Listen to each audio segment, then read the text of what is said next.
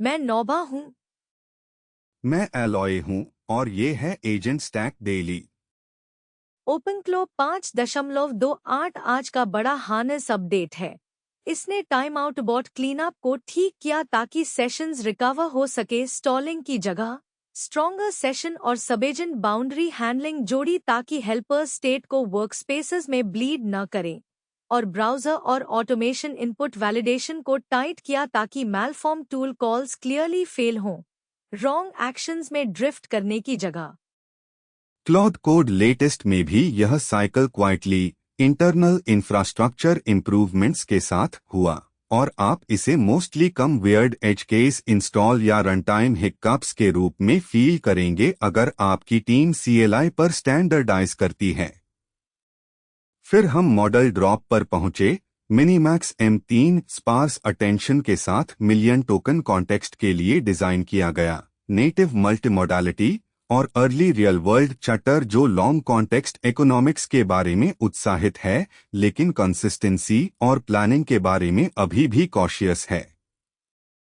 Harness और model block के बाद हम प्रैक्टिकल टूलिंग पर रहेंगे।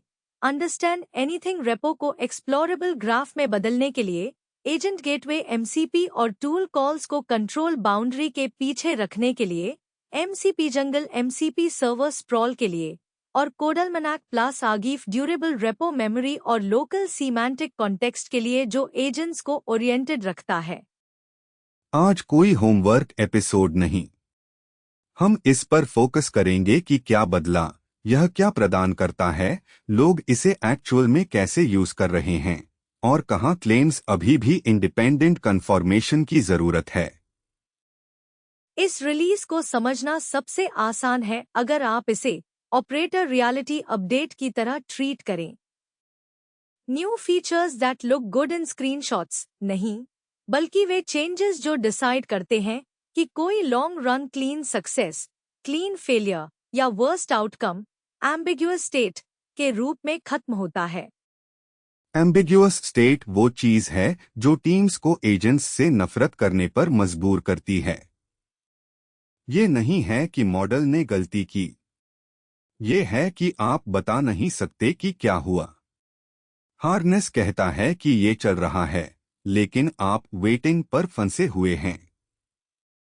एजेंट क्लेम करता है कि उसने एक फाइल अपडेट की, लेकिन वर्कस्पेस मैच नहीं करती।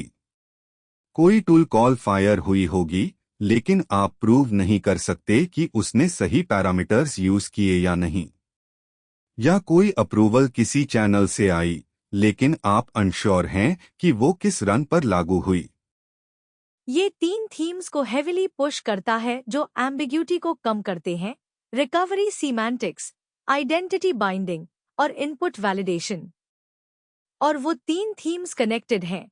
रिकवरी तभी सेफ है जब हार्नेस आइडेंटिटी पर ट्रस्ट कर सके और टूल कॉल शेप्स पर ट्रस्ट कर सके। रिकवरी और सेशन लाइफ साइकिल से शुरू करते हैं क्योंकि वहीं पर डेली पेन दिखती है।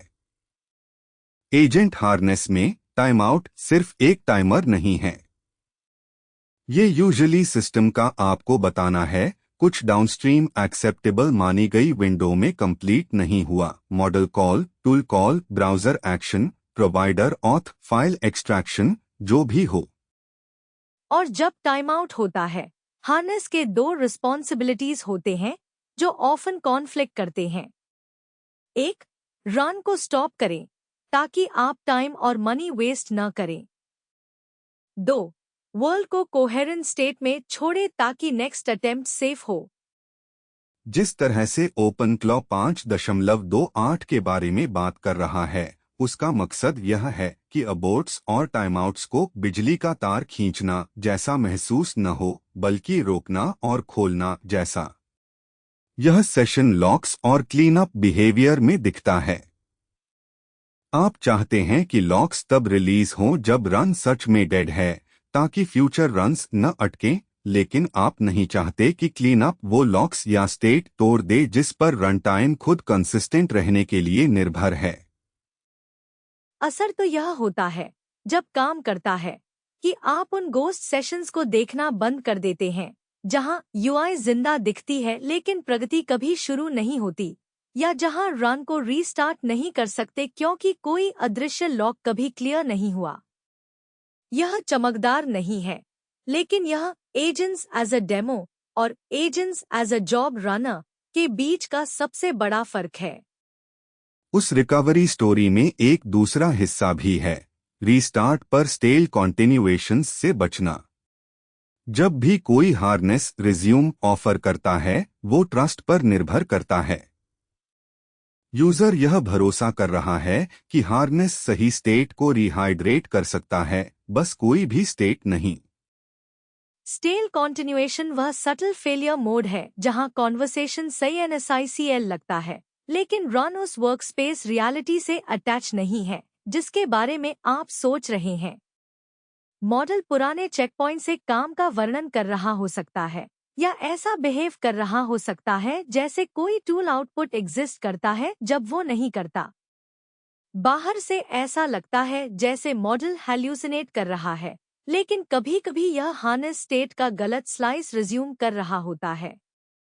तो 5.28 का स्टेल रीस्टार्ट कॉन्टिन्यूएशंस से बचें पर जोर देना मूल रूप से ओपन क्लॉ का कहना है।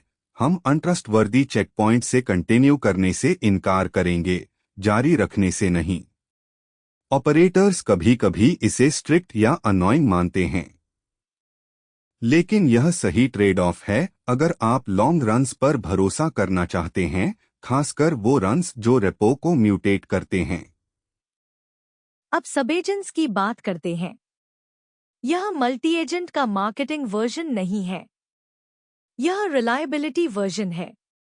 लोग सब एजेंट्स इसलिए यूज करते हैं क्योंकि यह एक बहुत प्रैग्मैटिक पैटर्न है। एक प्राइमरी एजेंट रखो जो नैरेटिव और कंस्ट्रेंट्स होल्ड करता है, और बाउंडेड वर्क के लिए हेल्पर्स स्पिन ऑफ करो, लॉग स्कैन करो, स्टैक ट्रेस इंटरप्रेट करो, कॉल पाथ मैप करो, कॉन्फ़िग चेक करो, प्रोवाइडर रिस्पॉन्स शेप इंस्पेक्ट करो, ड्राफ्ट पैच जनरेट करो या सबसिस्टम समराइज करो। लेकिन सब एजेंट्स तभी मदद करते हैं जब उनकी बाउंड्रीज रियल हों। अगर helpers same working directory implicitly share करते हैं, या अगर उनकी करंट डायरेक्टरी सरप्राइजिंग वेज में इनहेरिट होती है, तो आपको क्रॉस कॉन्टैमिनेशन मिलता है। एक हेल्पर गलत जगह पर कमांड रन करता है और आउटपुट मिसलीडिंग होता है, या यह मेन वर्कस्पेस में आर्टिफैक्ट्स जनरेट करता है, या यह उन फाइल्स एडिट करता है जिन्हें प्राइमरी एजेंट टच करना नहीं चाहता था। यही तरीका है जिससे पैरालेलिज्म केओस में बदल जाती है। 5.28 सब एजेंट्स के लिए CWD और वर्कस्पेस सेपरेशन को कॉल आउट करता है। यह एक डिसेप्टिवली पावरफुल चेंज है। इसका मतलब है कि आप सब एजेंट्स को आइसोलेटेड वर्कर्स की तरह ट्रीट कर सकते हैं जिन्हें आप स्पेसिफिक डायरेक्टरी कॉन्टेक्स्ट पर एम कर सकते हैं, बजाय फ्री रोमिंग प्रोसेसेस के जो एक दूसरे पर स्टॉर्म कर सकते हैं। अगर आप ओपन क्लॉ के साथ बिल्ड कर रहे हैं, तो how do you use it का यह एंगल है। आप एग्जीक्यूशन के बजाय एक्सप्लोरेशन को डेलीगेट करने में ज्यादा डेलिबरेट हो सकते हैं। आपका मेन एजेंट प्लान और कॉन्स्ट्रेंट्स रख सकता है, जबकि सब एजेंट्स स्पेशलाइज्ड रीडिंग और चेकिंग करते हैं बिना एक्सीडेंटली मेन एजेंट के पैरों के नीचे की जमीन बदले। अगला, हुक कॉन्टेक्स्ट का प्रॉम्प्ट लोकल होना। हुक्स एक हार्नेस में कनेक्टिव टिश्यू हैं। यही वो चीजें हैं जो एजेंट को चैनल से बात करने, अप्रूवल्स पर रिएक्ट करने, पार्शियल प्रोग्रेस डिलीवर करने और ऑटोमेशन के साथ इंटीग्रेट करने देती हैं। यहाँ nasty bug class hidden context bleed है। एक हुक रन अर्लियर प्रॉम्प्ट्स या अर्लियर सेशंस से मेटाडाटा इनहेरिट करता है, तो जो आप सोचते हैं दिस रन्स एक्शन है, वो सटली स्टेल डेटा से इन्फ्लुएंस्ड है। प्रॉम्प्ट लोकल हुक कॉन्टेक्स्ट एक बाउंड्री डिसीजन है। यह कह रहा है वह मेटाडेटा जो हुक इन्वोकेशन को आकार देता है, वह उस प्रॉम्प्ट टर्न से संबंधित है, एम्बिएंट पूल से नहीं। यह एजेंट बिहेवियर के बारे में सोचना और ऑडिट करना आसान बनाता है। अगर कोई अप्रूवल फायर होता है, तो आप इसे सही रन और सही स्टेप से जोड़ना चाहते हैं, इस सत्र के दौरान कभी जैसी फजी बात से नहीं।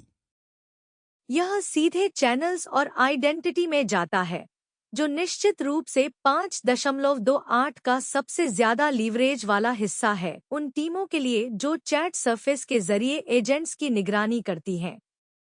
क्योंकि चैनल अब सिर्फ आउटपुट स्ट्रीम नहीं हैं, वे इनपुट सरफेस हैं। Approval, reaction, callback, message, action, ये सब कंट्रोल ऑपरेशन हैं।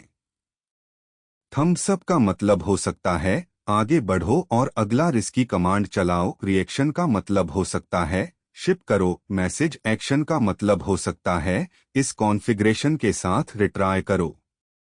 अगर आइडेंटिटी ढीली है तो सुपरविजन एक बहुत साधारण तरीके से खतरनाक हो जाता है। गलत व्यक्ति गलत रन को अप्रूव कर देता है, या सही अप्रूवल गलत सत्र पर लागू हो जाता है, या कोई मैसेज एक्शन उस थ्रेड में जाता है जो अब ऑथोरिटेटिव रन कॉन्टेक्स्ट नहीं रहा। ओपनक्लॉ 5.28 चैनल बिहेवियर की एक बड़ी रेंज को टाइट करता है। अलग अलग चैट प्लेटफॉर्म, अलग अलग इनबाउंड आउटबाउंड सेमांटिक्स, लेकिन कुंजी अब्स्ट्रक्शन यह है चैनल इवेंट्स और सत्र आइडेंटिटी के बीच मजबूत बाइंडिंग प्लस उन प्लेटफॉर्म से आने वाले मेटाडेटा के लिए सख्त ट्रस्ट चेक्स। इसके दो नतीजे हैं। नतीजा एक, मेरा अप्रूवल कहाँ गया वाले पल कम होंगे, और वे केस भी कम होंगे जहां फाइनल रिप्लाई उस सत्र कॉन्टेक्स्ट से अलग होकर आती है जिसने उसे प्रोड्यूस किया। नतीजा दो, अगर आपका कोई इंटीग्रेशन इसलिए काम करता था क्योंकि हार्नेस परमिसिव था और आईडीज एक्सेप्ट करना, मैलफॉर्म्ड कॉलबैक्स टॉलरेट करना, 5.28 उस परमिसिवनेस को हार्ड एरर में बदल सकता है। और यही अहम पॉइंट है, हार्डनिंग रिलीज उन लोगों को ब्रेकेज रिलीज जैसी लगती हैं जो बिना जाने लूज पार्सिंग पर भरोसा कर रहे थे। लेकिन लूज पार्सिंग ही वह चीज है जो एजेंट्स को स्केल पर सुरक्षित रूप से चलाना मुश्किल बनाती है। अब ब्राउज़र और ऑटोमेशन इनपुट वैलिडेशन। यह स्कीमा की बखरी के रूप में छिपा एक बड़ा क्वालिटी ऑफ लाइफ और सेफ्टी स्टोरी है। कोर प्रॉब्लम है tool call mismatch.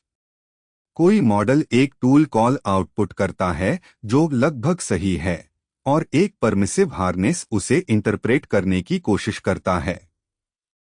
Call succeed होती है लेकिन गलत चीज करती है। अब मॉडल मानता है उसने टैब 3 पर क्लिक किया लेकिन ब्राउज़र ने टैब 2 पर क्लिक किया। या मॉडल मानता है उसने व्यूपोर्ट को एक निश्चित शेप में रिसाइज किया लेकिन हार्नेस ने इसे अलग तरीके से क्लैंप किया। या कंपोनेंट आईडी मैलफॉर्म्ड थी लेकिन हार्नेस ने अनुमान लगाया। एक बार जब आपके रन में एक गलत एक्शन सक्सेस के रूप में रिकॉर्ड हो जाता है तो आपका ट्रांसक्रिप्ट विषैला सबूत बन जाता है। हर अगला स्टेप झूठ पर बना है, और तब लोग मॉडल को कोसते हैं कि उसने अपना दिमाग खो दिया, जबकि असली फेलियर टूल सेमांटिक्स और मॉडल के जो किया वह मानने के बीच मिसमैच था। 5.28 अब पहले ही खराब ब्राउज़र और ऑटोमेशन इनपुट को अस्वीकार करता है। यह विफलता को मौन विचलन से स्पष्ट सुधार में बदल देता है। एजेंटों के लिए स्पष्ट सुधार ही स्थिर लूप बनाता है। मॉडल वैध टूल आकार सीख सकता है और हार्नेस काल्पनिक सफलता रिकॉर्ड करने से बचता है। यह क्रॉन और ऑटोमेशन शेड्यूलिंग व्यवहार को भी प्रभावित करता है। जो कुछ भी बार बार चलता है वह छोटी समस्याओं को बढ़ा देता है। एक परमिशन वाला पार्सर जो अजीब इनपुट स्वीकार करता है वह मैनुअल रन में एक बार काम कर सकता है। क्रॉन में यह एक बार बार होने वाली घटना बन जाता है। प्रोवाइडर और मीडिया पथ इसका दूसरा पहलू हैं। जिन हैंड्स को उपयोगकर्ता एजेंट हमेशा के लिए सोच रहा है के रूप में अनुभव करते हैं, वे वास्तव में असीमित I/O प्रतीक्षाएं हैं। प्रोवाइडर ऑथ चेक जो कभी वापस नहीं आते, डाउनलोड जो रुक जाते हैं, मीडिया निष्कर्षण जो अवरुद्ध हो जाता है, या मॉडल अनुरोध जो लिम्बो में प्रवेश करते हैं। इन व्यवहारों को सीमित करना, टाइम आउट, रिस्पांस साइज सीमाएं, auth life time check, harness को हैंग होने के बजाय साक्ष्य के साथ विफल होने के लिए मजबूर करता है। यह सिर्फ बेहतर यूएक्स नहीं है, यह वह है जो आपको विफलता के आसपास रूट करने देता है। पुनः प्रयास करें, प्रोवाइडर बदलें, या हमेशा के लिए प्रतीक्षा करने के बजाय सौम्य रूप से गिरावट करें। अब आइए 5.28 में विस्तार सत्रों के बारे में बात करते हैं, क्योंकि अधिक प्रोवाइडर और मीडिया के लिए समर्थन जोड़ा गया कि व्याख्या करने के दो तरीके हैं। एक व्याख्या चेकबॉक्स ब्लोट है। अधिक उपयोगी व्याख्या है, ओपनक्लॉ एक रूटिंग लेयर की तरह कार्य कर रहा है, जहां विभिन्न मॉडल और टूल इकोसिस्टम प्लग इन होते हैं, जबकि हार्नेस निरंतर पर्यवेक्षण और नीति प्रदान करता है। इस चक्र में कुछ जोड़े गए ओपस 4.8 को टारगेट मॉडल लेन के रूप में समर्थन, प्रोवाइडरों के माध्यम से नए या updated image generation schema, Nvidia के इकोसिस्टम के लिए featured model catalogue surfacing, media पथ में संबंधित आउटपुट प्रकार, एन्क्रिप्टेड पीडीएफ निष्कर्षण, वॉइस मॉडल कैटलॉगिंग और स्टाइल वर्कफ्लो के आसपास नए एजेंट रनटाइम सरफेस। आप इसका उपयोग कैसे करते हैं? बिंदु सब कुछ चालू कर दो नहीं है। यह है कि ओपनक्लॉ आपके संपूर्ण नियंत्रण विमान को पुनर्लिखित किए बिना प्रोवाइडर विकल्पों में एक रन को पोर्टेबल बनाने की कोशिश कर रहा है। आप चाहते हैं कि आपकी स्वीकृतियां, आपका टूल कॉल सत्यापन, आपका सत्र पुनर्प्राप्ति अर्थशास्त्र और आपके चैनल पहचान नियम स्थिर रहें जब आप मॉडल लेन बदलते हैं। यह भी ध्यान देने योग्य है कि कोडेक्स सुपरवाइजर अवधारणा जो इन परिवर्तनों के आसपास दिखाई देती है। एजेंट स्टैक में कोडेक्स अक्सर एक हेल्पर बाइनरी या ऐप सर्वर पथ का अर्थ है। जब एक हार्नेस सुपरवाइजर बाउंड्री को स्वीकार करता है, तो यह स्वीकार करता है कि हेल्पर क्रैश होते हैं, हेल्पर हैंग होते हैं और हेल्पर मुख्य रन से स्वतंत्र रूप से विफल हो सकते हैं, और यह उन्हें शामिल करने के लिए डिजाइन करता है। संग्रहण महत्वपूर्ण है क्योंकि आप नहीं चाहते कि एक हेल्पर विफलता आपकी साझा रनटाइम स्थिति को गिरा दे, जो आपकी सत्र पहचान, आपके लॉक, आपकी स्वीकृतियां और आपके आर्टिफैक्ट संदर्भों को रखती है। यदि सुपरवाइजर बाउंड्री वास्तविक है, तो आपको एक साफ विफलता डोमेन मिलता है। हेल्पर मर गया, यहाँ है जो हम जानते हैं, यहाँ है जो हम पुनः आरंभ कर सकते हैं, नहीं कि पूरा रन अब भुतहा है। अब वास्तविक दुनिया की प्रतिक्रिया। यह वह जगह है जहां 5.28 दिलचस्प हो जाता है, क्योंकि सार्वजनिक कथानक एक रूप नहीं है। कागज पर और तृतीय पक्ष रिलीज लेखों में 5.28 एक मस्ट हैव हार्डनिंग रिलीज जैसा पड़ता है, बिल्कुल वही बदलाव जो लोग तब मांगते हैं जब वे शिकायत करते हैं कि लोकल हार्नेसेस अस्थिर लगती हैं। तो आप उम्मीद करेंगे कि अपग्रेड की कहानी यह हो, कम हैंग्स, कम अजीब रेस्यूमेस, बेहतर चैनल डिलीवरी और शार्पर टूल वैलिडेशन।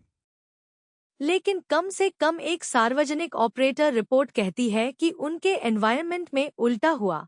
5.28 में अपग्रेड करने के बाद agent calls waiting for agent reply पर अटक गईं और cron triggered runs model call started के आसपास टाइम्ड आउट हो गईं। उस रिपोर्ट में आरोप एक कोडेक्स इंटीग्रेशन सीम की ओर इशारा करता है, विशेष रूप से एक बाइनरी पाथ या पैकेज लेआउट एक्सपेक्टेशन जो अब मैच नहीं कर रहा था। यह विरोधाभास फास्ट रिलीज हार्नेस प्रोजेक्ट्स में असामान्य नहीं है। एक कोर रनटाइम चेंज वास्तव में स्टैबिलाइजिंग हो सकती है, लेकिन एक पैकेजिंग सीम लिव्ड एक्सपीरियंस पर हावी हो सकती है। अगर आपकी इंस्टॉल पाथ सीम से टकराती है, तो आपको सिर्फ ब्रेकेज ही महसूस होती है, क्योंकि आपको अपस्ट्रीम रिकवरी इंप्रूवमेंट्स का आनंद कभी नहीं मिलता। और उसी बातचीत का दूसरा पहलू यह है कि कुछ यूजर्स सोर्स बेस्ड इंस्टॉल्स या अल्टरनेटिव पाथ्स के साथ ठीक काम करने की रिपोर्ट करते हैं। यह सुझाव देता है कि रिलीज शायद सॉलिड है, लेकिन कुछ डिस्ट्रीब्यूशन या plug in discovery assumptions brittle हैं। सही मेंटल मॉडल यह है। ओपनक्लॉ 5.28 कॉन्ट्रैक्ट्स को टाइटन करके एम्बिग्यूटी कम करने की कोशिश कर रहा है। Tight contracts long term reliability के लिए अच्छे हैं, लेकिन अगर आपका एनवायरनमेंट लूज कॉन्ट्रैक्ट्स पर डिपेंड करता था, विशेषकर हेल्पर बाइनरीज और प्लग इन रेजोल्यूशन के आसपास, तो आप वह अनलकी कोहोर्ट हो सकते हैं जिसके लिए टाइटनिंग इट ब्रोक जैसा महसूस होता है। अगर आप ओपनक्लॉ का डेली हार्नेस के रूप में उपयोग कर रहे हैं, तो 5.28 में जब यह इंटेंडेड तरीके से काम करता है तो आपको क्या महसूस होना चाहिए? आपको टाइमआउट्स के बाद फ्यूअर स्टक सेशंस महसूस होने चाहिए। जब आप टास्क्स डेलीगेट करते हैं तो अधिक प्रेडिक्टेबल सब एजेंट बिहेवियर, अधिक कंसिस्टेंट चैनल ड्रिवन अप्रूवल्स और कॉलबैक्स, और फ्यूअर केसेस जहां ब्राउजर ऑटोमेशन वर्क करता लगता है लेकिन आउटकम्स एजेंट के नैरेटिव से मेल नहीं खाते। और आपको एक्सपेक्ट करनी चाहिए कि हार्नेस कम फॉरगिविंग होगा। मैलफॉर्म्ड इनपुट्स जो पहले स्लिप थ्रू हो जाते थे अब एक्सप्लिसिट एरर के साथ रन को स्टॉप कर सकते हैं। यह एक फीचर है, नॉट अ रिग्रेशन, क्योंकि यह आपके रन हिस्ट्री को ट्रूथफुल रखता है। आखिरी बात है रिलीज प्रूफ और बाउंडेड एविडेंस की। ओपनक्लॉ इंक्रीजिंगली सिग्नल कर रहा है कि फीचर्स शिप करना ही काफी नहीं है, उसे सीआई और रिलीज वैलिडेशन के आसपास क्लियरर एविडेंस की जरूरत है। ऑपरेटर ट्रस्ट बोरिंग चीजों से आता है, reproducible builds, bounded failure behaviour, और यह समझाने की क्षमता कि एक रन ने जो किया उसका कारण क्या था। तो यही है 5.28। यह एक रिकवरी और हार्डनिंग रिलीज है जो आपके एनवायरनमेंट और इंटीग्रेशन सीम्स के आधार पर या तो फाइनली लेस फ्लैकिनेस के रूप में लैंड करता है या why is my run stuck now के रूप में। यह अंतर मायने रखता है और यही वजह है कि कम्युनिटी कॉन्वर्सेशन सिर्फ चीयरलीडिंग नहीं है। ठीक है, हार्नेस लीड को कवर करने के बाद हम इसके बगल वाले CLI लेन पर आगे बढ़ सकते हैं। इस चक्र में क्लॉथ कोड लेटेस्ट फिर से हिला है और आधिकारिक विवरण लगभग हास्यास्पद रूप से न्यूनतम है। आंतरिक इंफ्रास्ट्रक्चर सुधार, कोई यूजर फेसिंग चेंज नोट्स नहीं। यह एक छोटी कहानी है, लेकिन यह बेमतलब की कहानी नहीं है, क्योंकि एक बार जब कोडिंग CLI किसी टीम के काम करने का तरीका बन जाता है तो CLI खिलौना होना बंद कर देता है और एक डिपेंडेंसी बन जाता है। और डिपेंडेंसी की गुणवत्ता अक्सर उन बोरिंग रिलीसेस से तय होती है। आंतरिक इंफ्रास्ट्रक्चर सुधार का मतलब कई अनसेक्सी चीजें हो सकती हैं जो फिर भी दिन प्रतिदिन के अनुभव को बदलती हैं। प्लेटफॉर्म पर पैकेजिंग में निरंतरता, डिपेंडेंसी रेजोल्यूशन में बदलाव जो इंस्टॉल फेलियर्स कम करते हैं, बेहतर कैशिंग बिहेवियर, CLI अपने रन टाइम एसेट्स को लोकेट करने के तरीके में कम एज केसेस या कम ऐसे मामले जहां एक डेवलपर की मशीन दूसरे की तुलना में सूक्ष्म रूप से अलग स्थिति में हो। और वेरिएंस खतरनाक है। एजेंट टूल में विश्वास खोने का सबसे तेज तरीका यह है कि वह मशीनों में अनुमानित न हो। अगर एक व्यक्ति इसे साफ सुथरे तरीके से चला सकता है और दूसरे को अजीब फेलियर्स मिलती हैं, तो टीम इसे मॉडल तक एक विश्वसनीय इंटरफेस के रूप में देखना बंद कर देती है। क्लॉथ कोड इसी तरह कंज्यूम्ड होने के बारे में एक व्यावहारिक बिंदु भी है। कई टीमें मॉडल का उपयोग नहीं कर रही हैं, वे स्कैफोल्डिंग का उपयोग कर रही हैं, repo loading, tool use, session behaviour और एजेंट नैरेटेड चेंजेस के लिए कन्वेंशंस का एक pre built set. Cloth code कई डेवलपर्स के लिए वही स्कैफोल्डिंग है। तो जब स्कैफोल्डिंग को हाइजीन अपडेट मिलता है तो जीत कोई नया बटन नहीं है। जीत कम ऐसे मामले हैं जहां स्कैफोल्डिंग खुद इंसिडेंट बन जाए, जहां आप अपने एजेंट रनर को डीबग कर रहे हैं इंस्टेड ऑफ अपने कोड को। दूसरी चीज जो बतानी है वह डिस्ट्रिक्ट टैग रियलिटी है। लोग वर्जन के बारे में बात करते हैं, लेकिन व्यवहार में कई कंजम्पशन लेन्स हैं। कुछ टीमें लेटेस्ट ट्रैक करती हैं क्योंकि वे रैपिड अपडेट्स चाहती हैं और वे ओकेजनल चर्न सह सकती हैं। दूसरी टीमें स्टेबल ट्रैक करती हैं क्योंकि वे कम सरप्राइजेस चाहती हैं और वे लैग स्वीकार करती हैं। और वह चॉइस एक पॉलिसी डिसीजन है। यह इस एक रिलीज के बारे में नहीं है। यह इस बारे में है कि आपके ऑर्गेनाइजेशन को देव वेलोसिटी के लिए मूविंग एज चाहिए या ऑपरेशनल प्रिडिक्टेबिलिटी के लिए एक धीमी लेन। अगर आप मूविंग लेन पर हैं, तो इस तरह की रिलीजेस अपेक्षित है। अगर आप कंजर्वेटिव लेन पर हैं, तो हो सकता है कि आप यह अपडेट अभी तक देखे भी नहीं, और यह जानबूझकर है। कुंजी यह है कि उम्मीदों को सही ढंग से कैलिब्रेट करें। इस एक के आधार पर अपनी टीम से यह न कहें कि क्लाउड कोड को आज नई क्षमताएं मिली हैं, लेकिन इसे अपने एजेंट टूलिंग को रोजमर्रा के इंटरफेस के रूप में भरोसेमंद बनाए रखने का हिस्सा जरूर बनाएं। इसके साथ हम उस मॉडल ड्रॉप की तरफ बढ़ते हैं जो असल में रूटिंग फैसलों को बदलता है। मिनीमैक्स M3 इस एपिसोड की मॉडल स्टोरी है क्योंकि यह सिर्फ थोड़ा बेहतर स्कोर नहीं है।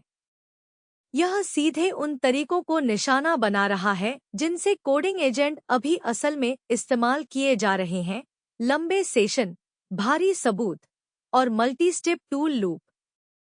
वह प्रैक्टिकल प्रॉब्लम जिसे M3 हल करने की कोशिश कर रहा है वो सीधी है। जब आप असली एजेंटिक कोडिंग शुरू करते हैं तो कॉन्टेक्स्ट एक प्रॉम्प्ट नहीं रहता, एक डॉसियर बन जाता है। Repo slice, error log, terminal transcript, dependency output, stack trace, screenshot, design docs से स्निपेट और इंसान की तरफ से आने वाली बैकएंड फोर्थ कंस्ट्रेंट्स। मॉडल जो शॉर्ट प्रॉम्प्ट में अच्छे हैं, वे यहाँ दो तरीकों से संघर्ष करते हैं। एक, उन्हें भारी टेक्स्ट फीड करने पर धीमा हो जाते हैं क्योंकि प्रीफिल महंगा हो जाता है। दो, वे रिट्रीवल प्रिसिजन खो देते हैं। जब कॉन्टेक्स्ट विशाल होता है, वे सही डिटेल को सही समय पर भरोसेमंद तरीके से नहीं निकाल पाते। मिनीमैक्स M3 को 3 जुड़े पिलर्स के इर्द-गिर्द पोजीशन कर रहा है। एक स्पार्स टेंशन आर्किटेक्चर जिसे वे MSA कहते हैं, अत्यंत लंबा कॉन्टेक्स्ट 10 लाख टोकन तक गारंटीड मिनिमम फ्लोर के साथ और ट्रेनिंग स्टेप 0 से ही नेटिव मल्टीमॉडलिटी, इमेज और वीडियो इनपुट सपोर्ट के साथ। आइए पहले स्पार्स अटेंशन के बारे में बात करें, लेकिन सिर्फ उस तरीके से जो इस्तेमाल के लिए मायने रखता है। फुल अटेंशन कॉन्टेक्स्ट लेंथ के साथ खराब स्केल करता है क्योंकि हर टोकन सिद्धांत रूप से हर दूसरे टोकन पर अटेंड कर सकता है।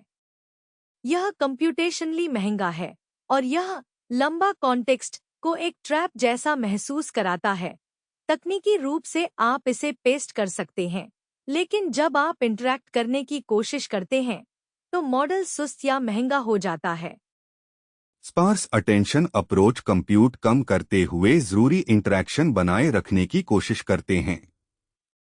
आइडिया यह है, आपको हर टोकन को हर समय हर टोकन पर समान रूप से अटेंड करने की जरूरत नहीं है।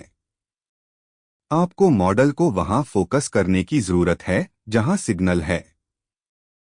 मिनीमैक्स स्पार्स अटेंशन, जैसा कि बताया गया है, की वैल्यू कैश को ब्लॉक्स में बांटता है और अटेंशन को ज्यादा सेलेक्टिवली रूट करता है। वादा स्पीड का है, मासिव कॉन्टेक्स्ट लोड करते समय फास्टर प्रीफिल और लोड के बाद इंटरैक्ट करते समय फास्टर डिकोडिंग। वह लोड के बाद वाला हिस्सा एजेंट्स के लिए क्रिटिकल है। एजेंट लूप्स में आप सिर्फ सारांश नहीं बना रहे, आप एक्शन ले रहे हैं, नए आउटपुट पढ़ रहे हैं, एडजस्ट कर रहे हैं और इटरेट कर रहे हैं। अगर हर इटरेशन धीमा है तो पूरा एजेंट एक्सपीरियंस ढह जाता है, भले ही मॉडल स्मार्ट हो।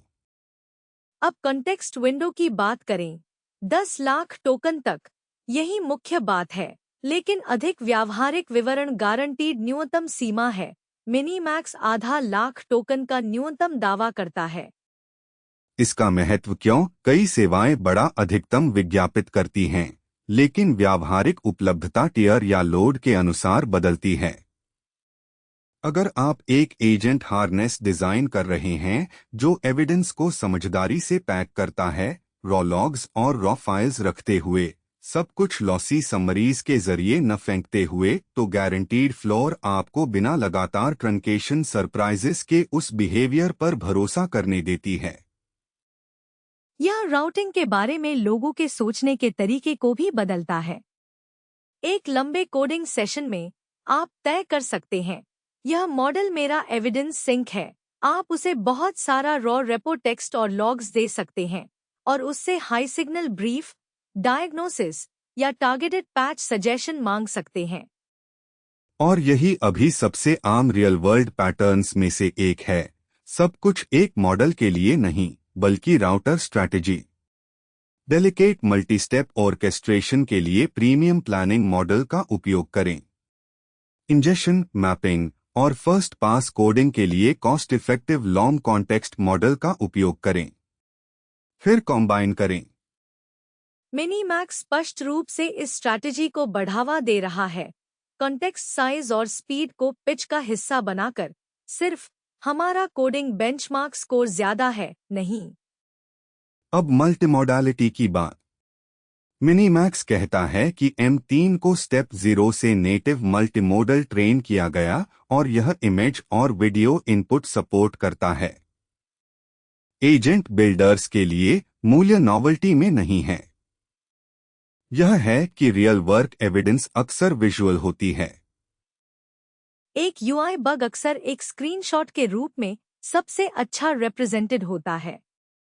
एक मिसअलाइन चार्ट, एक डिसेबल्ड बटन, एक स्ट्रेंज मॉडल स्टेट, एक एरर बैनर, ये चीजें आप टेक्सटुअल डिस्क्राइब कर सकते हैं, लेकिन आप इंफॉर्मेशन खो देते हैं। मल्टीमोडालिटी मॉडल को वही दिखाती है जो यूजर देखता है। यह कंप्यूटर यूज लूप्स के लिए भी मायने रखता है। अगर एक एजेंट ब्राउज़र या डेस्कटॉप कंट्रोल कर रहा है, उसे एक परसेप्शन चैनल चाहिए। टेक्स्ट ओनली अप्रोचेस दाम एक्सट्रैक्शन या OCR पर निर्भर करते हैं, जो ब्रिटल हो सकते हैं। एक मॉडल जो डायरेक्टली स्क्रीनशॉट्स इंटरप्रेट कर सकता है, उस लूप को अधिक नेचुरली क्लोज कर सकता है। मिनीमैक्स M3 को अपने मिनीमैक्स कोड एनवायरनमेंट से भी जोड़ता है और इसे कंप्यूटर यूज कैपेबिलिटी के लिए सूटेबल बताता है। महत्वपूर्ण हिस्सा एम्प्लॉयड ट्रेनिंग और इवैल्यूएशन टारगेट है। वे उम्मीद करते हैं कि M3 टूल लूप्स के अंदर ऑपरेट करेगा, ऑब्जर्व, एक्ट, इंटरप्रेट, रिपीट। यह एक शॉट में कोडिंग प्रॉब्लम सॉल्व कर सकता है से अलग बार है। रियल एजेंट वर्क में partial observability, tool failures, messy outputs और इंक्रीमेंटल प्रोग्रेस शामिल होते हैं। अब बेंचमार्क और दावों की बात करते हैं। मिनीमैक्स कोडिंग एजेंट बेंचमार्क्स की ओर इशारा करता है। SWE bench pro, terminal bench, MCP style benchmarks, browsing competitions, long horizon tasks जैसे कि कूड़ा कर्नल वर्क और पेपर रिप्रोडक्शन। यहाँ वो अहम बात है जो ध्यान देने योग्य है। इनमें से कई आंकड़े वेंडर रन हैं और कुछ स्पेसिफिक स्कैफोल्ड्स पर निर्भर करते हैं, specific agent frameworks, tool policies, retry behaviour या फिर explicitly named runners. Agent benchmarks में स्कैफोल्डिंग न्यूट्रल नहीं होता। छोटे हार्नेस डिफरेंसेस से रिजल्ट्स बदल सकते हैं। तो ऑनेस्ट तरीका यह है कि दावे मीनिंगफुल सिग्नल्स हैं, क्योंकि यह दिखाते हैं कि मिनीमैक्स किसके लिए ऑप्टिमाइज कर रहा है। लेकिन यह सेटल्ड ट्रूथ नहीं है, जब तक इंडिपेंडेंट टीम्स उन्हें मेसी रियल रिपोज में अलग हार्नेस अजम्पशंस के साथ रिप्रोड्यूस न कर लें। अब अवेलेबिलिटी की बात। यह कोई रिसर्च प्रीव्यू नहीं है। API लिव है पब्लिश्ड मॉडल आइडेंटिफायर के साथ और इसमें सब्सक्रिप्शन टियर्स भी शामिल हैं। मिनीमैक्स ने यह भी कहा है कि टेक्निकल रिपोर्ट और ओपन वेट्स लॉन्च के शॉर्टली बाद आएंगे। और यह ओपन वेट्स विल फॉलो कई एजेंट बिल्डर्स के लिए हिंज पॉइंट है। क्योंकि ओपन वेट सिर्फ आइडियोलॉजी नहीं है, ये डिप्लॉयमेंट ऑप्शंस बदल देते हैं। स्ट्रिक्ट डेटा बाउंड्रीज के पीछे प्राइवेट होस्टिंग, टाइम के साथ रिप्रोड्यूसिबिलिटी, कस्टमाइजेशन और इंटरनल टूल सरफेसेस के साथ डीपली इंटीग्रेट करने की एबिलिटी, बिना सेंसिटिव रेपो कॉन्टेक्स्ट को third party hosted and point पर भेजे। जब तक वेट्स एक्चुअली लैंड नहीं होते, M3 ओपन वेट पोजिशन्ड है, ओपन वेट यूजेबल नहीं। यह डिस्टिंक्शन मैटर्स अगर आपके ऑर्गेनाइजेशन को लोकल डिप्लॉयमेंट चाहिए। अब अर्ली रियल वर्ल्ड रिएक्शन, यहीं पर अडॉप्शन डिबेट इंटरेस्टिंग होता है, क्योंकि कम्युनिटी M3 को टॉप क्लोज्ड मॉडल्स के क्लीन रिप्लेसमेंट के तौर पर नहीं देख रहा। वे इसे पोटेंशियली यूजफुल राउटिंग नोड की तरह देख रहे हैं। ऑप्टिमिस्टिक थ्रेड कॉन्क्रीट है, लोग cheap, fast, million token context के आइडिया से एक्साइटेड हैं कोडिंग और रिसर्च के लिए।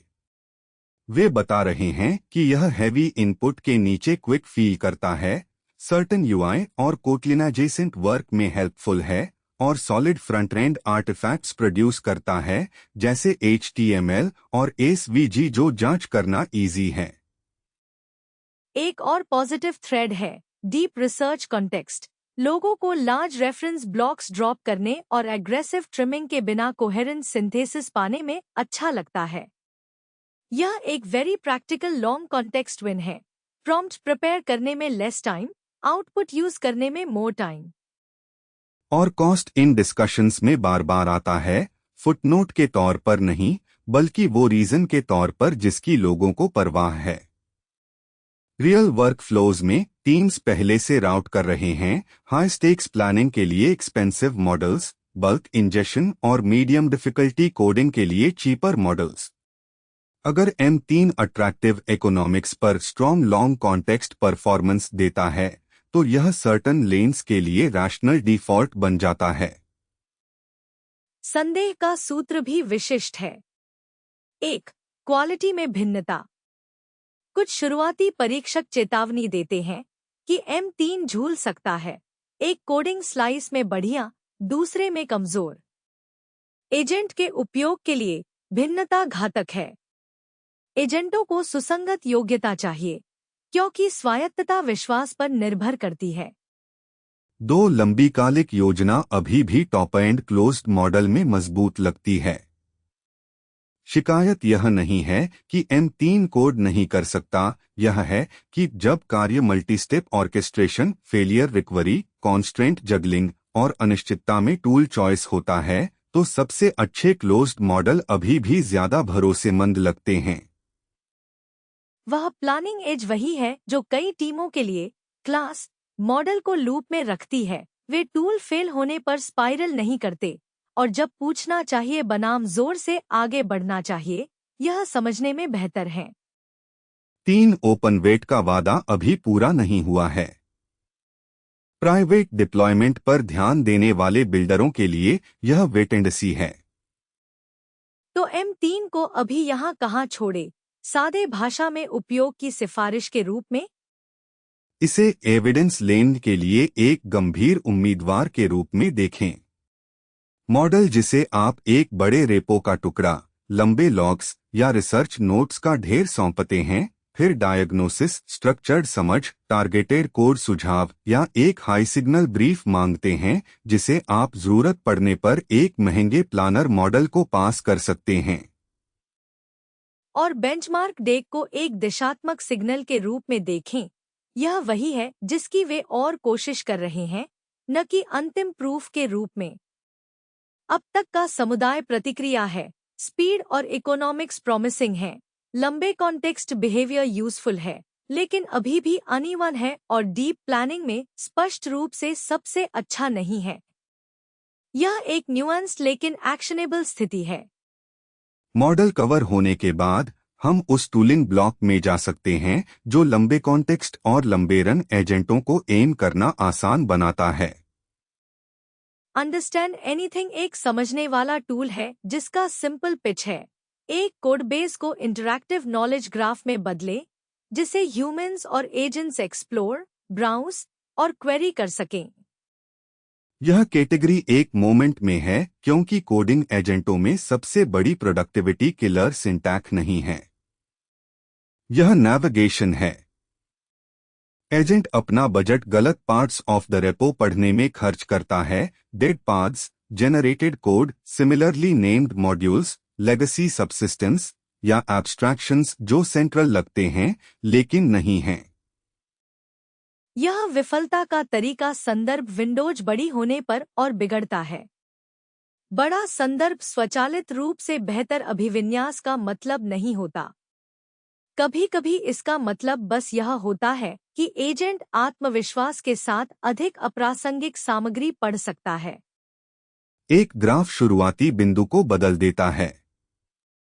स्ट्रिंग्स खोजें और यादृच्छिक फाइलें खोलें से शुरू करने के बजाय आप संबंधों से शुरू करते हैं। कौन क्या कॉल करता है, कौन से मॉड्यूल किस पर निर्भर करते हैं, प्रतीक कहाँ परिभाषित और उपयोग किए जाते हैं, और संभावित एंट्री पॉइंट कहाँ हैं। व्यावहारिक रूप से डेवलपर्स एजेंट को एडिट्स प्रस्तावित करने देने से पहले ग्राफ ओरिएंटेशन को पहला पास के रूप में उपयोग कर रहे हैं। एजेंट जैसे सवालों के जवाब दे सकता है, यह रिक्वेस्ट सिस्टम में कहां से दाखिल होती है, ऑथेंटिकेशन कौन सा पाथ हैंडल करता है, रिट्राई किस मॉड्यूल के हैं, यह फीचर फ्लैग कहां चेक होता है, इस डेटा शेप के लिए सोर्स ऑफ ट्रूथ कौन सी सर्विस है। यह सिर्फ जिज्ञासा नहीं है, यह पैच क्वालिटी बदलता है।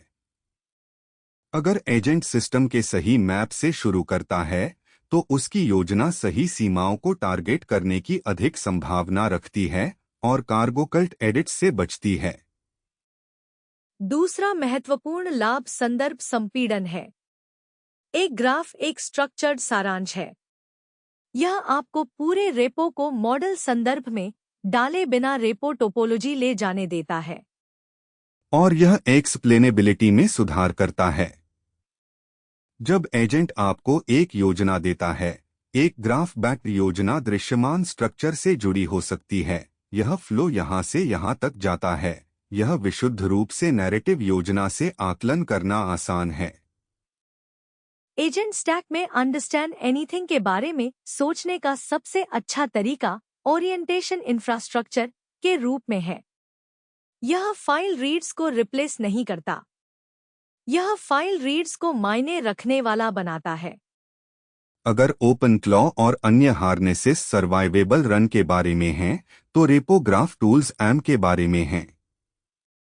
सर्वाइवेबल प्लस एम वह जगह है जहां एजेंट लगातार उपयोगी महसूस करना शुरू करते हैं। आगे एजेंट गेटवे और एमसीपी जंगल। दो अलग अलग आकार एक ही दबाव का जवाब देते हुए टूल कॉलिंग ऑपरेशनल इंफ्रास्ट्रक्चर बन गया है। एमसीपी ने एजेंट्स से टूल्स को कनेक्ट करना नाटकीय रूप से आसान बना दिया। उस सफलता ने एक नई समस्या पैदा की, स्प्रॉल। कई एमसीपी सर्वर, कई क्लाइंट, कई एनवायरनमेंट और बहुत सारा कॉन्फ़िगरेशन बिखरे हुए स्थानों में रहता है, लैपटॉप पर, डॉट फाइल्स में, सीआई रनर्स में, एजेंट यूआईज में। विस्तार स्प्रॉल अनुमान योग्य दर्द उत्पन्न करता है। एक क्लाइंट एक पुराने सर्वर की ओर इशारा करता है। दूसरे क्लाइंट के पास गलत स्कोप वाला टोकन है। तीसरा क्लाइंट एक टूल देखता है जिसे उसे नहीं देखना चाहिए। और जब कोई टूल कॉल विफल होता है तो किसी को नहीं पता कि यह एजेंट था, सर्वर था, नेटवर्क था या अनुमति सीमा थी। एजेंट गेटवे खुद को एजेंट्स और एमसीपी सर्वर के लिए एक प्रॉक्सी सीमा के रूप में प्रस्तुत करता है। महत्वपूर्ण शब्द है बाउंड्री।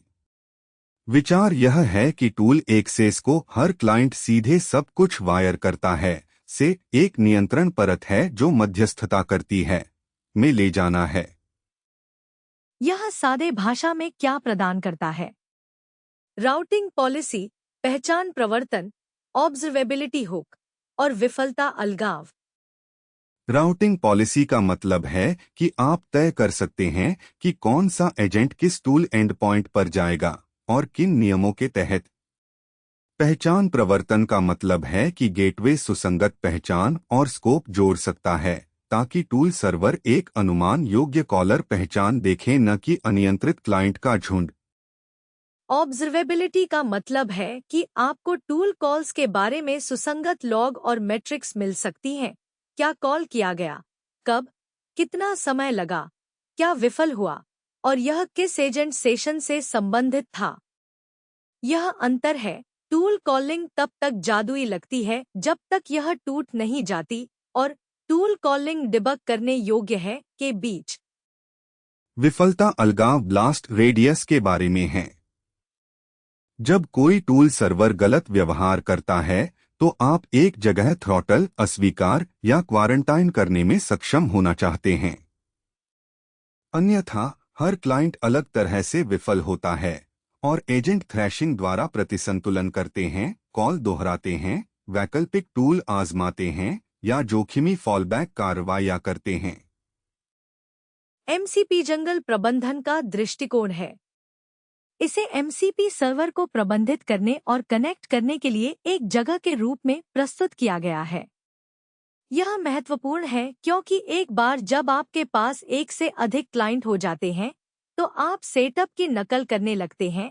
एक ही सर्वर को बार बार कॉन्फ़िगर करना पड़ता है और ड्रिफ्ट जमा होता है। एक केंद्रीकृत प्रबंधक दैनिक घर्षण को बदलता है। हमने उस फाइल में कौन सा कॉन्फ़िगरेशन रखा के बजाय आपको यहाँ हमारी सर्वर इन्वेंटरी है मिलती है।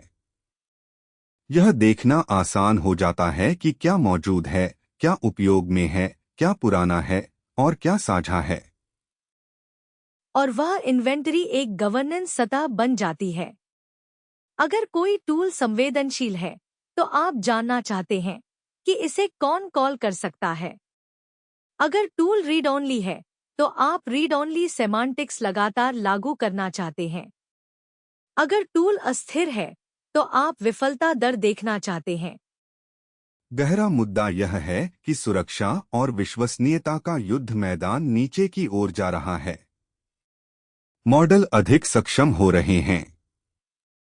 सवाल यह बन जाता है, मॉडल क्या छू सकता है, वह एक्सेस कैसे मध्यस्थित होता है और क्या होता है जब टूल वास्तविकता मॉडल की अपेक्षाओं से मेल नहीं खाती। इसीलिए ओपनक्लॉ का कॉन्ट्रैक्ट टाइटनिंग और ये एमसीपी कंट्रोल प्लेन टूल्स एक ही एपिसोड में आते हैं। ये अलग अलग लेयर्स हैं, साथ लगते हुए प्रॉब्लम सॉल्व कर रहे हैं। एजेंट रन को सर्वाइवेबल बनाना और एजेंट अथॉरिटी को गवर्नेबल बनाना। कोडलमनाक और आगीफ दोनों कॉन्टेक्स्ट टूल्स हैं, लेकिन ये एजेंट्स के रियल रेपोज में फेल होने के दो अलग अलग गैप्स को एड्रेस करते हैं। पहला गैप है प्रोजेक्ट मेमोरी। कोड आपको बताता है कि क्या होता है, यह अक्सर यह नहीं बताता कि ऐसा क्यों होता है। आर्किटेक्चरल फैसले, operational constraints, historical incident lessons और यह मत छुओ बिना वो किए वाला ज्ञान अक्सर इंसानों के दिमाग में या बिखरे हुए डॉक्स में होता है। जब किसी एजेंट को वो मेमोरी नहीं होती तो वो कोड स्ट्रक्चर से इंटेंट इन्फर करता है। कभी कभी यह ठीक होता है, लेकिन खतरनाक फेलियर मोड तब होता है जब एजेंट एक क्लीन रिफैक्टर प्रपोज करता है जो किसी इन्वेरिएंट को वायलेट करता है जिसकी टीम को परवाह है, एक इन्वेरिएंट जिसे कोड स्पष्ट रूप से एनकोड नहीं करता। कोडलमनाक को एआई कोडिंग एजेंट्स के लिए एक कोड बेस विकी के तौर पर पिच किया गया है। इसे कैसे यूज करें का फ्रेमिंग है, वो चीजें कैप्चर करें जो आप एजेंट को पहले से जानना चाहते हैं, क्रिटिकल इन्वेरिएंट्स, फ्लोज, गॉटचास और डिसीजन कॉन्टेक्स्ट। एक बड़े डॉक्यूमेंट डंप की तरह नहीं, स्ट्रक्चर्ड हाई सिग्नल गाइडेंस की तरह जो एजेंट को कॉन्फिडेंट, एलिगेंट बदलाव करने से रोकता है जो ऑपरेशनली गलत है। जोखिम है बेशक स्टेल कॉन्टेक्स्ट का। कोई भी विकी पुरानी हो सकती है। सही मेंटल मॉडल यह है, एक कोड बेस विकी एक कंस्ट्रेंट और ओरिएंटेशन लेयर है, फाइनल अथॉरिटी नहीं। यह एजेंट को बताती है कि कौन से सवाल पूछने हैं और कौन से लैंडमाइंस से बचने हैं। यह करंट रेपो स्टेट चेक करने की जगह नहीं लेती। दूसरा गैप है रिट्रीवल और लोकलिटी। विकी के साथ भी एजेंट्स को अभी भी कोडबेस के सही हिस्सों को जल्दी से ढूंढने की जरूरत है, और कई टीमें प्राइवेसी, कॉस्ट या लेटेंसी की वजह से उस रिट्रीवल को लोकल फर्स्ट चाहती हैं। यहीं पर आर्गीफ आता है, एक कोडबेस के ऊपर स्ट्रक्चर्ड सेमांटिक कॉन्टेक्स्ट के लिए लोकल फर्स्ट एमसीपी सर्वर। सादी भाषा में यह रिलेवेंट कोड कॉन्टेक्स्ट मांगने और सेमांटिकली चुनी हुई स्लाइसेस वापस पाने का एक तरीका है, बिना पूरे रेपो को होस्टेड इंडेक्सिंग सर्विस पर अपलोड किए। स्ट्रक्चर्ड सेमांटिक कॉन्टेक्स्ट वाला हिस्सा मायने रखता है। स्ट्रिंग सर्च सीधा सादा है। सेमांटिक रिट्रीवल तब भी रिलेवेंट चीज वापस करने की कोशिश करता है जब क्वेरी एग्जैक्ट टोकन से मैच नहीं करती, जैसे किसी रिक्वेस्ट के लिए ऑथराइजेशन गेट ढूंढना भले ही आपको एग्जैक्ट फंक्शन नेम न पता हो। फायदा है स्पीड और फोकस। एजेंट लूप में आप चाहते हैं कि एजेंट जल्दी से ओरिएंट करे, वैलिडेशन कहाँ है, ऑथ कहाँ एनफोर्स होता है, रिट्राइज और बैकफ कहाँ इंप्लीमेंटेड हैं, एरर टाइप्स कहाँ डिफाइंड हैं, और कौन सा मॉड्यूल सोर्स ऑफ ट्रूथ है। लेकिन एक सबटल सेफ्टी पॉइंट है, सिमेंटिक रिट्रीवल ट्रिकी तरीकों से गलत हो सकती है। यह कुछ सिमिलर वापस कर सकती है करेक्ट के बजाय। तो आर्गीफ जैसे टूल्स का सबसे हेल्दी तरीके से उपयोग करना है कि रिट्रीवल को लाइकली एविडेंस का पॉइंटर मानो, खुद एविडेंस नहीं। इन सबको अंडरस्टैंड एनीथिंग के साथ मिलाओ और आपको एक 3 पार्ट कॉन्टेक्स्ट स्टैक मिलता है जो एजेंट्स के असल में काम करने के तरीके से मैप करता है। ग्राफ टोपोलॉजी देता है मैप, अल्मनाक ड्यूरेबल इंटेंट देता है क्यों, लोकल रिट्रीवल फास्ट पॉइंटर्स देता है कहाँ, और वह कॉम्बिनेशन सबसे महंगे एजेंट फेलियर मोड्स को कम करने की ओर टेंड करता है, लॉस्ट होना, इनविजिबल कंस्ट्रेंट्स मिस करना और हाई कॉन्फिडेंस के साथ गलत सीम एडिट करना। इस पूरे एपिसोड का एक बड़ा टेकवे यह है कि बेटर एजेंट्स सिर्फ बेटर मॉडल्स नहीं हैं। यह बेहतर ओरिएंटेशन है, बेहतर मेमोरी है, बेटर बाउंड्रीज हैं और बेटर रिकवरी है। चलो बिना किसी जायंट टू डू लिस्ट के साफ से क्लोज करते हैं। ओपनक्लॉ 5.28 एक कॉन्ट्रैक्ट टाइटनिंग हार्नेस रिलीज है जिसका लक्ष्य लॉन्ग रन्स को सर्वाइवेबल बनाना है, क्लीनर टाइम आउट और एबॉर्ट रिकवरी, स्ट्रिक्टर सेशन और सब एजेंट बाउंड्रीज, अप्रूवल्स और कॉलबैक्स के लिए बेटर चैनल आइडेंटिटी बाइंडिंग और शार्पर ब्राउजर और ऑटोमेशन वैलिडेशन ताकि आपका रन हिस्ट्री सत्य बना रहे। रियल वर्ल्ड नोट मिक्स्ड है और यह महत्वपूर्ण है।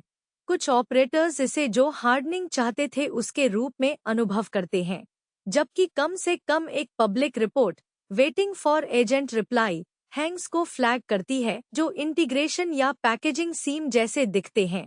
तो अपग्रेड एक्सपीरियंस इस पर निर्भर कर सकता है कि आपका कोडेक्स और प्लगइन पाथ कैसे वायर्ड है।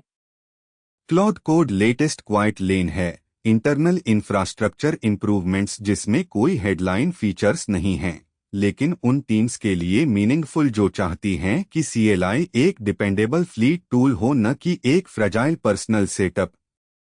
मिनीमैक्स M3 वह मॉडल ड्रॉप है जो रूटिंग कन्वर्सेशंस को मजबूर कर रहा है, स्पार्स अटेंशन जो अत्यंत लंबे कॉन्टेक्स्ट को यूजेबल बनाने के लिए है, एक विशाल कॉन्टेक्स्ट विंडो गारंटीड फ्लोर के साथ, स्क्रीनशॉट और कंप्यूटर यूज लूप्स के लिए नेटिव मल्टीमॉडलिटी और प्रारंभिक समुदाय प्रतिक्रिया जो स्पीड और लॉन्ग इनपुट इकोनॉमिक्स के बारे में उत्साहित है, लेकिन अभी भी कंसिस्टेंसी, डीप प्लानिंग और अभी तक डिलीवर नहीं हुई ओपन वेट्स के बारे में सावधान है। और project radar tools understand anything, agent gateway, MCE जंगल, कोडलमनैक और आर्गीफ ये सब एजेंट के काम को निशाना लगाने और गवर्न करने के बारे में हैं। रेपो को मैप करना, टूल एक्सेस को कंट्रोल करना, सर्वर स्प्रॉल को मैनेज करना, प्रोजेक्ट मेमोरी को बनाए रखना और लोकल कॉन्टेक्स्ट को रिट्रीव करना बिना हर सेशन को ब्लाइंड फुल रेपो इंजेस्ट में बदले। एजेंट स्टैक डेली सुनने के लिए धन्यवाद। सोर्सेस और रेफरेंसेस के लिए tobyonfitnesstech.com पर शो नोट्स देखें। हम जल्द वापस आएंगे।